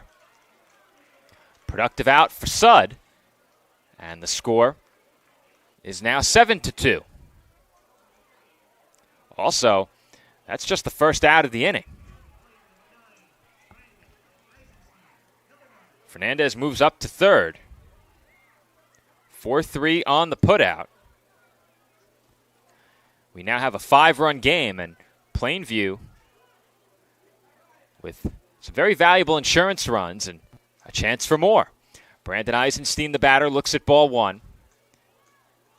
Eisenstein officially 0 for 1, drew a walk his last time up.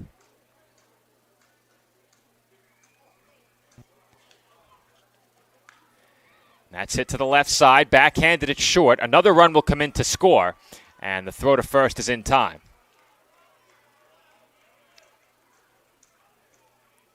On those last 2 ground balls, Maine-Endwell conceded the run, so you have to think that they're just hoping to limit the amount of pitching they're going to have to use in this game. They want to do everything they can to get Branch through this inning, and you'd love to maintain the confidence of your pitcher as well. And 2 batters and 2 outs is a good way to do that.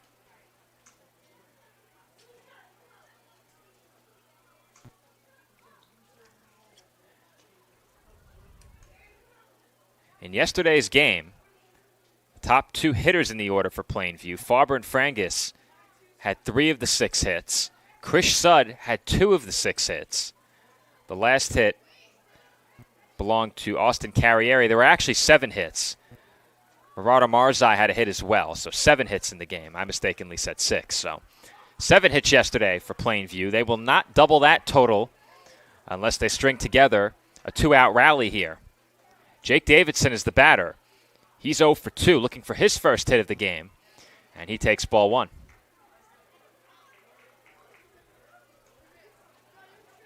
Plainview now leads at 8-2 as we play on here in the 5th. And they've given themselves a lot of breathing room in this game and have set up a situation where we now have 2 teams with a record of 1-1 in this pool. These 2 teams will head over to Great Kills on Thursday. I'm at Great Kills on Thursday as that's chopped toward the middle, handled, throw to first in time. And that was a nice play over at short by Jackson Buckley. We'll get another look at that one on the wide shot before we head to break. We'll capture that replay, throw up our break board here. As we head to the top half of the 6th, 8-2 our score. We will send you to break with a second look at the last out here in this half inning.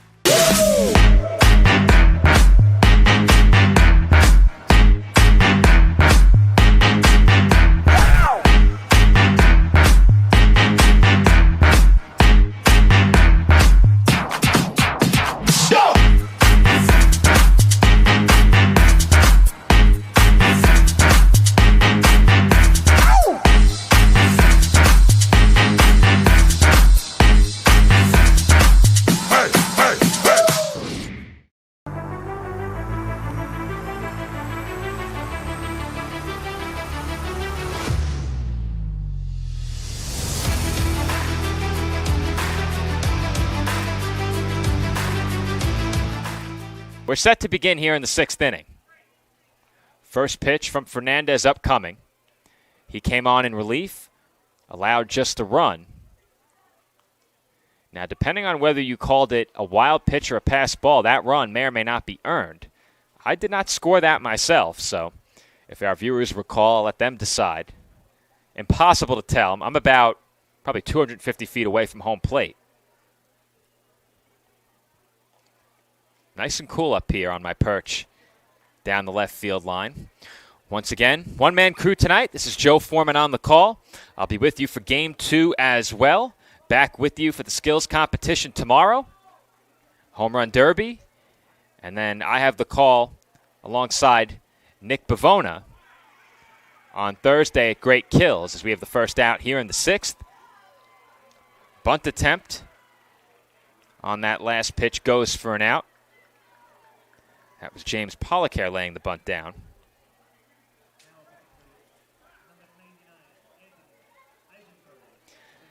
That will bring up Anthony Eisenberg, number 12 hitter.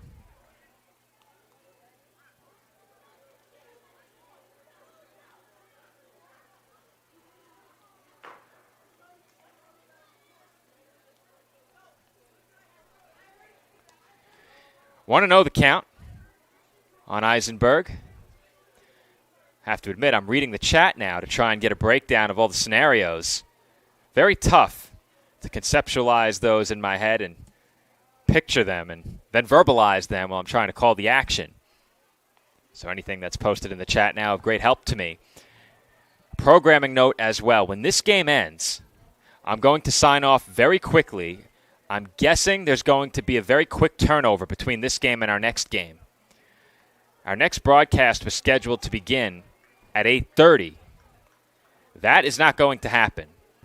I would assume our next game will get started around 9 o'clock.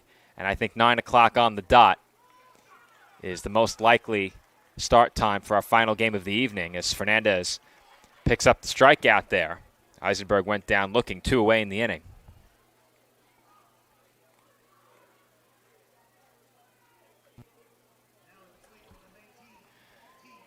That will bring up TJ Herba.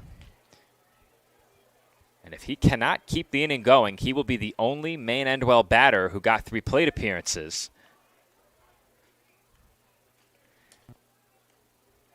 Herba at the plate has reached twice. No official at-bats. He's walked and been hit by a pitch. That pitch misses high for ball 2.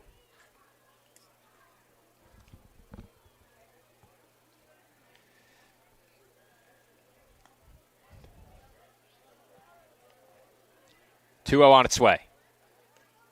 That's in for a strike.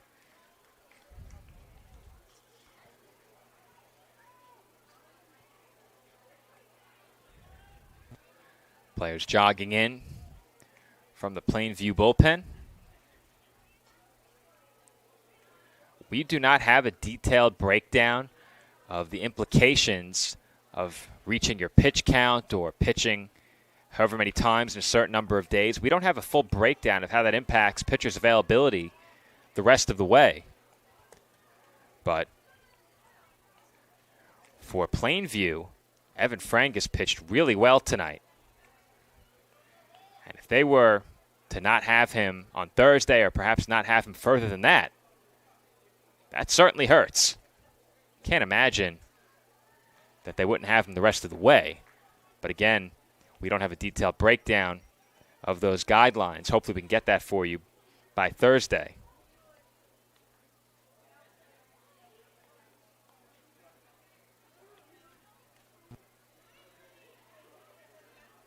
Two balls and 2 strikes the count. 2 outs.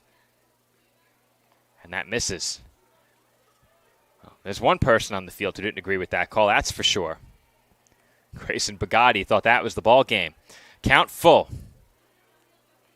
Fernandez comes set. Payoff pitch on its way.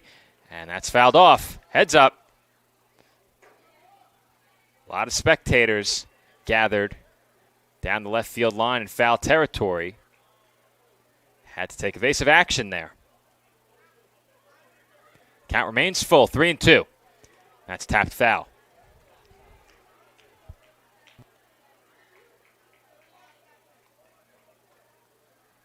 Anyone who throws 85 pitches in a game is done. Well, that really alters the complexion of managing the pitching and what Plainview can do the rest of the way. Frangus was that good tonight. Now, did Frangus reach 85? I don't remember if he actually threw the 85th. Hennessy threw 85, so perhaps Frangus was one short before coming out of the game. He was at 84. I think that was through 4 innings. So that's something to keep an eye on as Maine-Endwell has a 2-out base runner, still down to their final out. That's chopped foul by Jackson Buckley.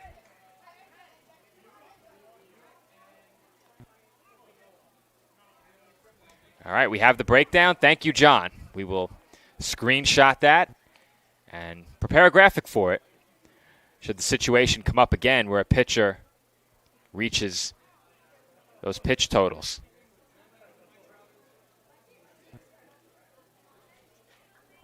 First time I've had to contend with pitching thresholds calling baseball. So that's fouled away, and once again, Maine-Endwell down to their final strike.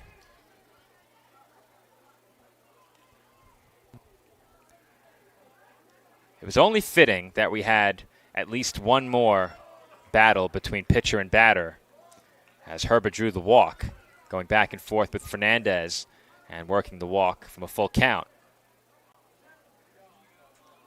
There's a swing and a miss for strike 3. Fernandez picks up the strikeout, and Plainview stays alive in pool play in this 2023 New York State Little League Baseball Championship. We have gone final in this one as Maine-Endwell falls against Plainview by a final score of 8-2. And after succumbing to the mercy rule yesterday, you have to like the bounce-back effort by Plainview in this game. Bats came alive, double-digit hits. And after a thrilling extra inning win yesterday, which saw Maine-Endwell demonstrate great resilience, they saw a 2-run lead get away in that game The game was tied on a wild pitch. They hung on to win in extras, and you had to like what you saw from them in that game. However, only 2 hits tonight as they fall by 6 runs in our first game of the evening. So as promised, short wrap-up. I will step aside, and I'm going to rejoin you shortly as we have another game to come this evening. South Shore Little League takes on Cornwall Little League. That's the second game of our Day 2 coverage here at South Shore, and that is coming up next here on the PDF Sports Network. If you are not tuning in for Game 2, this has been Joe Foreman, and from all of us at PDF, thank you for the kind words and viewership through the first 2 days of our coverage. Have a good night, and we'll see you later in the tournament. For those tuning in, you'll hear from me again shortly.